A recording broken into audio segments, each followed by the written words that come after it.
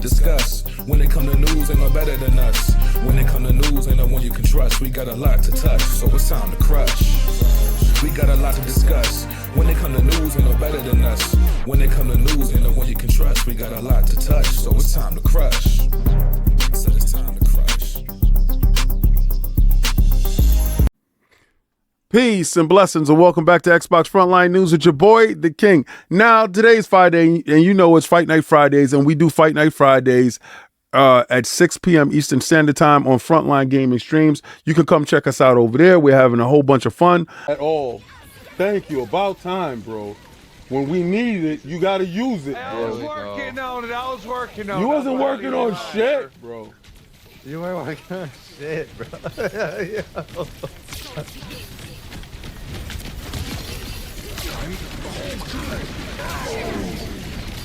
Y'all take care of thing. Oh my god, that's stupid. Fuck! Them two fat fuckers keep whooping my ass. Oh, shit, man. Fuck. Because you're not supposed to be in the front. You're supposed to be behind healing people. You out there acting like you capo. Heal, bro. Shoot, heal your peoples. Oh my gosh. There you go, bro. I'm on it. Oh no. I'm on the push. Kings be like, well, guys, we're gonna end fight night early. No, we're not. This is the. Yo, we used to have this dude named Chuck, right? And Chuck hated me when I was younger, cause I used to say, let's chuck Chuck off the team, always. Cause Chuck was trash. Chuck hated me his whole life, bro. And I didn't like Chuck, cause Chuck didn't know how to play anything. You kidding, man? But if you didn't get a chance to see it and you missed it, it happened already. But go to Frontline Gaming Streams where you can see us have a great time. Now, we got a lot of topics that need to talk about, and I definitely want to get into this this topic going forward. But I saw something on Twitter. Now, normally I don't do this, but Mr. Space 3 did this content, and I thought it was funny. I thought it was hilarious. Now, I don't condone the cursing in it, but I think you need to check it out. Matt Piscatella and Christopher Drain have a conversation off of the gaming business. I think that's Christopher Drain's channel. Well, check it out. Let me know what you think. Console ecosystems in particular, you know, we're seeing the average age and average income level of the console player actually growing, while we're seeing younger people and people on the lower end of the affluent scale, as we like to say, choosing more readily available devices like PCs and mobile devices. So we're actually seeing an aging up of that console audience, and it makes sense, right? If you got a N64 under the tree as a kid, you're probably still playing consoles. If you're playing video games, you still think that's really cool. If you're a 12-year-old, consoles are kind of for old people at this point. So like there's a little bit of that happening too. But yeah, reselling someone's youth, it's never been a bad way to try to make a buck. So this makes, I'll ask this question. There is a connection here because you've pointed out some real good growth for subscription, right? Yeah. A really big jump. You said before you've been seeing it every month this year, really. What drove that in June? Was it Nintendo Switch Online? So Nintendo Switch Online, but a general increase. I think what we're seeing, you know, for years, subscription spending in the US was flat for 3 to 4 years. Then when Call of Duty showed up on Game Pass, we got a bump. We were expecting it. Wasn't as big as we thought it was going to be. I mean, obviously, the entire strategy of Xbox has shifted.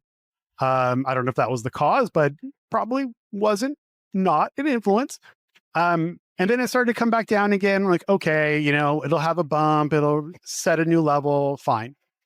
But instead, what we've started to see are increases every month in subscription spending. And I don't know for sure, but I think this is partially being driven by consumers looking for value as things like housing and utilities and food in the US continue to show these pretty significant increases. And so I think people are looking for value a little bit as well. So they're turning to subscriptions to try to find more value for their gaming dollar. I don't know if that's true, but that's my hypothesis, at least. Well, yeah, and I think you're probably right. And also mixed with the fact that, particularly on Game Pass, we've had a really strong run since that Call of Duty. So there was Indiana Jones, and then there was Avowed and South of Midnight. And okay, South of Midnight may not be the biggest thing in the world, but Expedition 33, Oblivion, as we've just talked about, Doom, with Tony Hawk's a couple of weeks ago. There's been a really just a consistent slate of actually AAA games going into that service that probably had a bit of an impact, certainly on Game Pass. With EA all in on Battlefield 6, this may be their last shot. Now, I got a chance to see a multiplayer gameplay of this. It was 32 on 32, so 64 people in the map. Now, from what I'm hearing, you'll be able to do 64 on 64. That's 128 all going on at one time, which is crazy. Now, this is the reason why you can't play this on a PlayStation 4 or Xbox One. The CPU, the bandwidth, it's just not feasible. All right, so leaving those consoles in the dust, EA puts all its chips in the middle of the table. Now, from the gameplay that I did see from this game, the game looks fantastic. The level of detail from the chipping of the debris, from shooting bricks and hitting your target, to the blood splatter of hitting your target, to dragging your comrade into shelter while laying down cover fire and then healing them, to smoke grenades and volumetrics fog, in which you're able to see through the fog, shoot through the fog, and attack your enemies. The game shows a level of detail that has been missed in recent multiplayer Battlefield type games. I think all the lessons that they did learn from Battlefield, the last one and this one here, is going to show and prove. I think EA is throwing a Hail Mary, and this is the last bastion for them.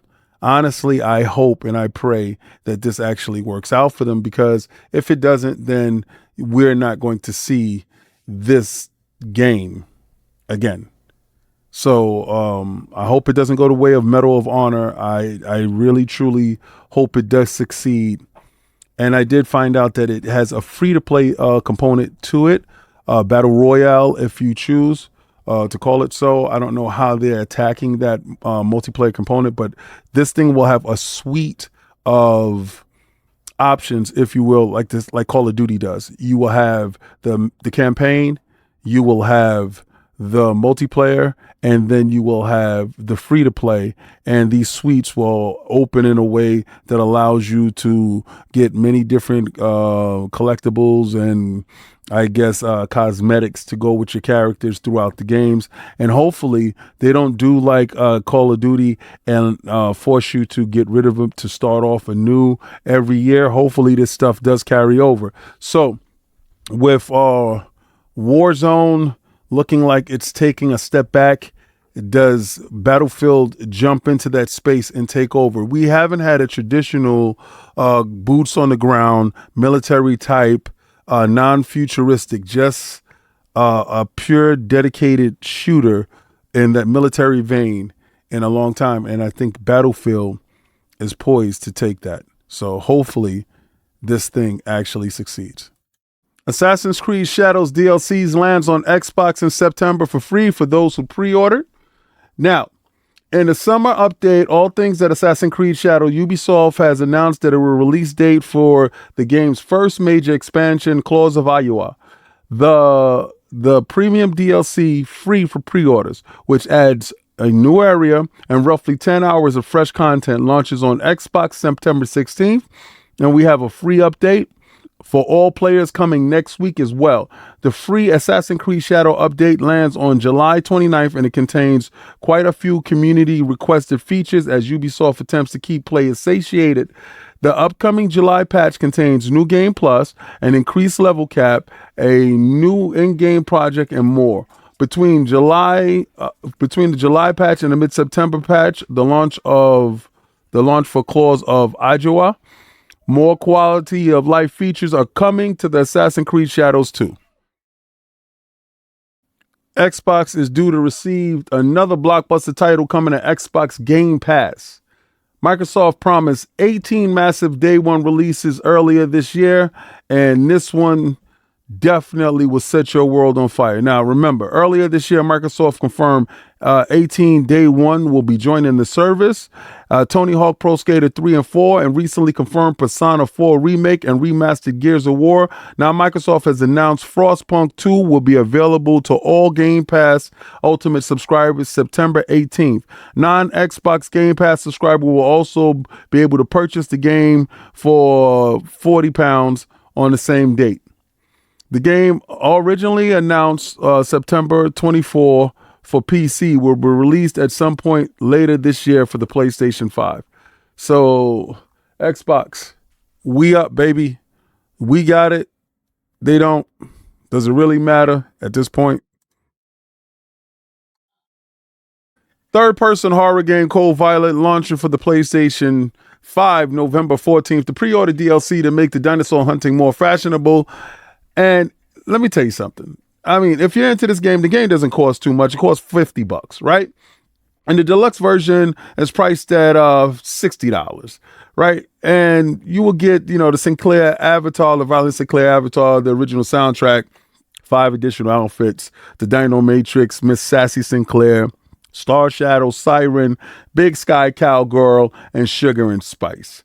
If any of those things actually speak to you, then you can actually get a chance to check it out. You also get additional with the pre-orders included the Retro American Bombshell pinup set comprising of the military pinup outfit, the pinup swimsuit outfit, the Annihilator submachine gun, and a retro cherry pie earrings. The game continues to allow you to sassify your character to your heart's content. I think that the game is going to find a niche in some form of fashion. I like killing dinosaurs. I think it's fun. I would love to have a Dino Crisis, but I think this is the next best thing for me. So again, if you are looking forward to Cold Violet, check it out. It's coming. It's coming in November. Now, this was just some light stuff to go through. I hope you really like the stuff that I put together for you guys. I saw a lot of you guys didn't really gravitate to the Hulk Hogan stuff, and that's on you. God bless. Deal with it how you want to deal with it. I'll probably address it tomorrow on a live show. I'll probably talk about it on Sunday on Iron Lord's podcast. But again, that's on you. I don't know that Hogan that you guys are talking about. I just know the Hogan that I know. So, but yo, I think Battlefield is at a point right now. I don't know. I think maybe that it might not. If this Battlefield doesn't hit, I think it's sunk. And y'all got to let me know what y'all think about it. But Elden Ring Night Reign has a 2-player component to it. And that thing launches at the end of July. And I'm super ecstatic about it because, all right, check it out. Me and Attic would play all the time. And like the third person that will come in will kind of mess it up. And that game scales to the level of 3. So if it's just 2 and we can only just find 2 and just me and him just get in there, we can talk to each other and it scales to us 2, then I think that's better off. And then we can actually do a good game, get a game done and move a little bit further. I think FromSoft saw, I got something about Square. I think FromSoft saw what was going on and the dropout rate with the third person probably was high and left a lot of duos fighting, and it was terrible. So I think actually this is a good thing, and I couldn't be more pleased that From Software actually did this, because I do like Night Reign too. And it's just looking at everything going forward. We have a ton of games coming out. Game Pass seems to be stacked. June was fantastic. July was a good month. August is going to be an incredible month for spending, for video games, for everything in general. And then going forward into September, my God. But this is Xbox Frontline News with your boy, The King. I just wanted to drop something real quick for Friday because, Fight Night Friday, we go have a good time. 6:30 p.m. Eastern Standard Time, like I told you. Monday through Friday, I stream on Frontline Gaming streams. Friday is Fight Night Fridays. The weekend I take off. But every day I drop a video on this channel, 8:30 p.m. Eastern Standard Time. Xbox Frontline News with me, yeah boy, the king. I want you to do what I always do. I want you to go where gamers game and winners win. And try to play the Game Pass.